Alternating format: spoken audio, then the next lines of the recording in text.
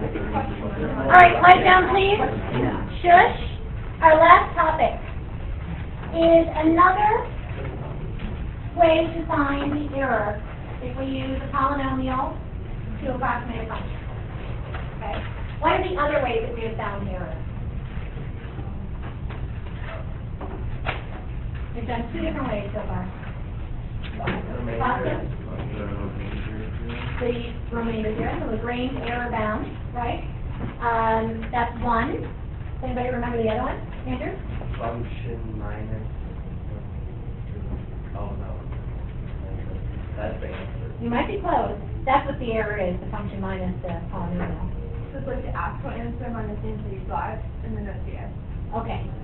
And there's only certain problems, certain types of series that we can find the exact value of that. What type of series is that? Geometric series. It's the truncation error. So if we have a geometric series and we truncate it at x to the fifth or whatever it is, whatever is left, we can find the sum of, because the tail is also a geometric series, and we can find the sum of a geometric series with a sub 1 over 1 minus r. Right? So we did truncation error on a geometric, and then we did the Lagrange error bound for many different series. Well, today we'll talk about finding the error on a convergent alternating series, and it's the easiest one of the bunch. So let's look at what I have up here. First off, I will stop talking and let you write down what's up there so then we can discuss. And my pen tended to scribble a little, so I'll clean it up a little bit. So take a minute and write down what we have up here, and then we want to make sure we understand what it is saying.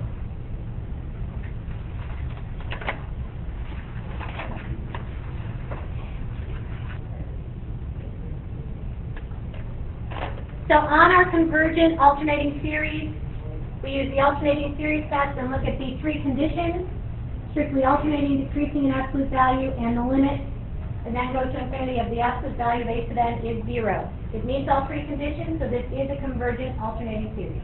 Yes? Does anyone have a different name for that series? Based on the list of tests we did? It is a p-series, but it's alternating. So we don't link it in with the p-series. 1 over n is definitely a p-series. But 1 over n falls into another category that was written with the p-series on our table. Harmonic, this is the alternating harmonic, correct? And alternating harmonics converge. All right, so if you are certain that your series is an alternating convergent series, then we can approximate the upper bound on the error if we use some polynomial, some shortened version of our series. So here I said, let's let f of x equal 1 minus 1/2 plus 1/3 minus 1/4. And I want to know what the upper bound of the error is for using that as our approximation. Well, let's think about an alternating series. What is the next term that would show up if I went one term further? Plus 1/5. Okay. And then after that plus 1/5, I would be subtracting 1/6, correct? So the next term is 1/5. I subtract 1/6, and then I do what? Then I add 1/7. So I start with a value, 1/5. I take a little bit away. I add a little bit less back on. Then I take a little bit away and add a little bit less back on. So what's the biggest value of my error? It is 1/5. It is simply that next term.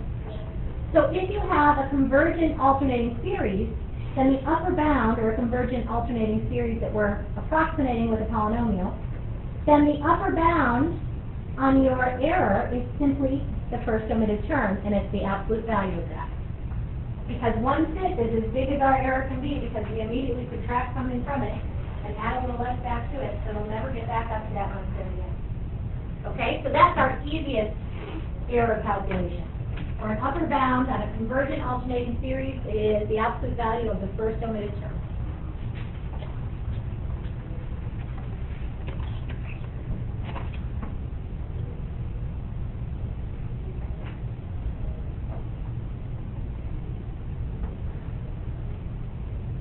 Oh, that's not what I want. I want that. So it's the absolute value of the n plus 1's term, or the n plus first term. That's the only thing we had left to cover for all of Chapter 10. We had most of 10.5 already covered with our tests in 10.4 and 10.5. Okay, so you may have some questions asking you about error. So now, when you are asked about error, you want to think, is it geometric? Because then I can just do the sum of the tail. Is it an alternating series, an alternating convergent series? Then it's just the next term. And if it's not either of those, then you go for the range area. Okay? All right. So now, I have some of the problems from your homework that students have asked in the previous classes. What is the right under upper bound of the error you input on? What does that say? Gonna type C? How, right here? Yeah. The n plus first term. Okay. Yep. All right. So, the problems that I've been asked already today are number 34. And I'm just going to show these on the screen, so if you look at the video, you can pause it and take a look at the work. So we have the sum from n equals 1 to infinity of n sine 1 over n. I chose to use the limit comparison test.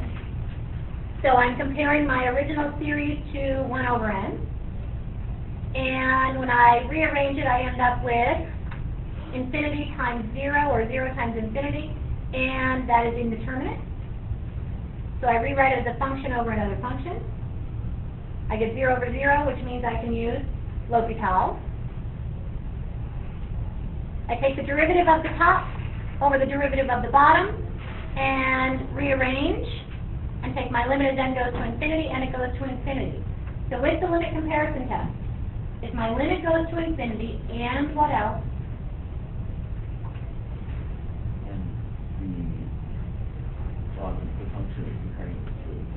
Good. So, if the limit goes to infinity and the series that I'm comparing it to diverges, then they both diverge, which is the case here. Our limit goes to infinity. My b sub n is 1 over n, which is a divergent series. So that means they both diverge. Subi. Where did you get the n squared from? I took the derivative of, this n squared here. Yes. I rewrote this fraction, I multiplied by the reciprocal. But wouldn't that take away the n on the top? It would not, because when you divide by 1 over n, it's the same as multiplying by n. Okay. So that would be n squared sine 1 over n. Okay? What else on this one? When you derive sine of 1 over n, you got cosine 1 over n times, okay, never mind. Chain rule, right? Chain rule. Jack? Is it n over sine or n sine 1 over n? That's the original, n sine 1 over n. And then when you compared it to 1 over n squared? No, I compared it to 1 over n. Right here is where my limit comparison test starts. And you didn't compare it to 1 over n squared? Nope, I just chose 1 over n. And it came out to work perfectly with 1 over n. Andrew? Do an n term test, like Yes, you could have done an nth term test on this one. You still would need L'Hopital. sine of 1 over n over 1 over n. Yep, nth term test would also work out. Yep. Yes. Yep. Noah? Quiet up so I can hear. Why did you choose 1 over n? I just take either 1 over n or 1 over n squared, and I tend to start with 1 over n. Okay, those are my two easy comparators. That works. It is now? Let's try to make a word for today. The two theories that are easy to compare to. All right, are we okay otherwise on this one? Okay, let me see what others I was asked about. After I go through these, if at any point you want to come back up and scroll back up to see these, you can do that. 16, quiet please. 16 asked for a radius of convergence, which meant I did not have to cast the end point. And life was good. So on this radius of convergence or interval of convergence, we use ratio tests. So I set up my ratio test with the n plus 1 term over the nth term, and then I rearrange neatly all the corresponding parts, because then it cancels very nicely. I end up with the absolute value of x over 4.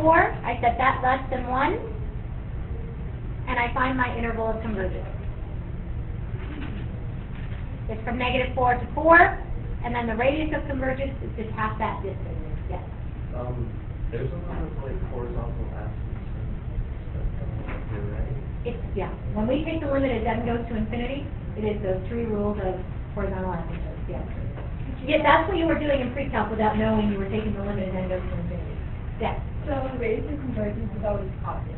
yes, it's a distance, it's a length, so it is always positive. Could you go on? Yep. Other questions?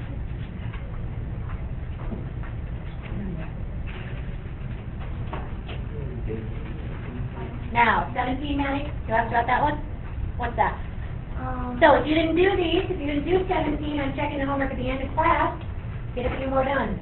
17, what is it? Okay, it's the sum from n equals 0 to infinity of n factorial times f minus 4 to the n. That's it? Yeah. Okay.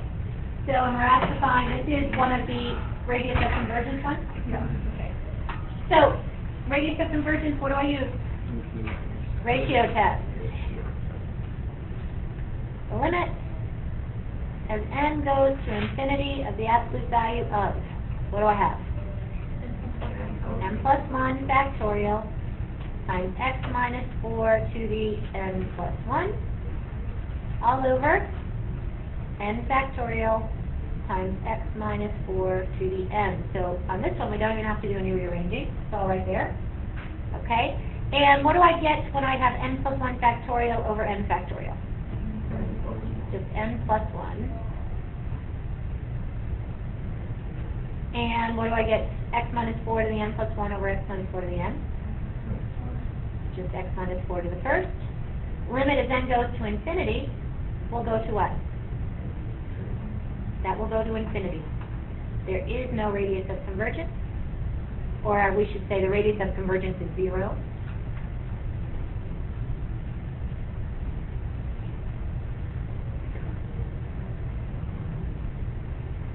And you could say it is a divergent series. We are done.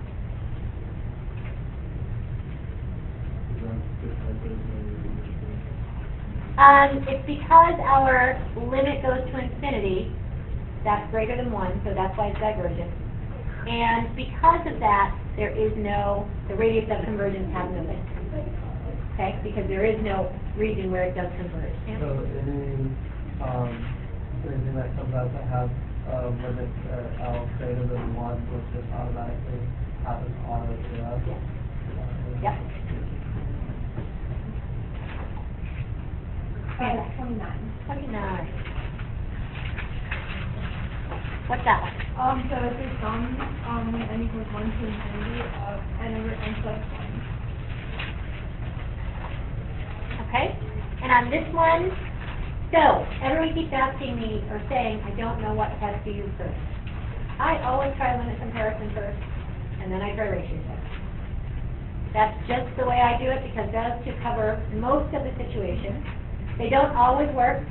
I only do alternating series if I see that -1, 2, and n. And comparison tests, I do if I see something like, maybe there's a 2 to the n over 3 to the n. There was one that looked like that. And so if I can see anything in there that looks like it could compare to a geometric, that's when I would think about comparison tests. So we need to start spotting that when we have something to the n over something to the n, that's a geometric. And a comparison test might work nicely. All right, so on this one, I would do limit comparison, and I just start with 1 over n. So I'm going to take the limit. I'll write it as limit comparison test as n goes to infinity of n over n plus 1 over 1 over n, which gives us the limit as n approaches infinity of n squared over n plus 1. Now, limit comparison test tends to be pretty easy to work with, but do be careful and don't make silly algebraic mistakes. And we need to know our rules for limits as n goes to infinity. On this one, what will it approach? That will approach infinity. So the limit goes to infinity, and my b sub n does what? diverges, so what happens? They both diverge. Done. All right, others? Okay. What one? 31. What's that one? The sum from n equals? Is it 0 to infinity? 1 to infinity? What? N squared minus 1 Over over 2n. 2 to the n or 2n? 2 to the n. All right, so what would you like to do to start? Ratio test. You want to do ratio test? We can. All right, so L equals the limit as n goes to infinity of the absolute value of n plus 1 squared minus 1 over 2 to the n plus 1 all over n squared minus 1 over 2 to the n. So let's note we are doing ratio test. All right, we rearrange. We get what over what?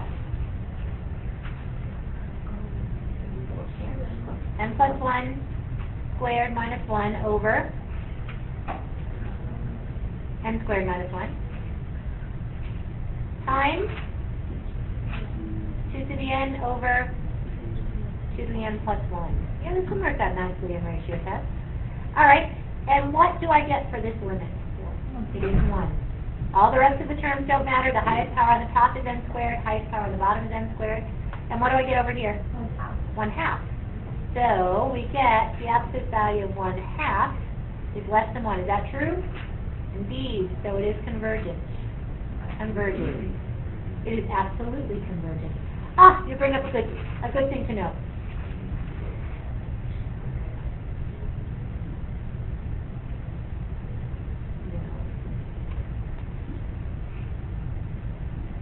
Here we have, keep going. Is it going now? Yeah. Okay, here's our solution to 22. Enjoy this video tonight. All right. Pause as you need to, but there is our full solution to 22. Jack. So, would there be other situations where you would set it equal to instead of Sure. If you're going to get a parabola, if you're going to get a quadratic in here, you need to think about the actual parabola instead of just following our little algorithm of adding and subtracting and multiplying. Or higher degrees you should think about. Okay. Okay? The easy one is when it's just linear inside there. Okay,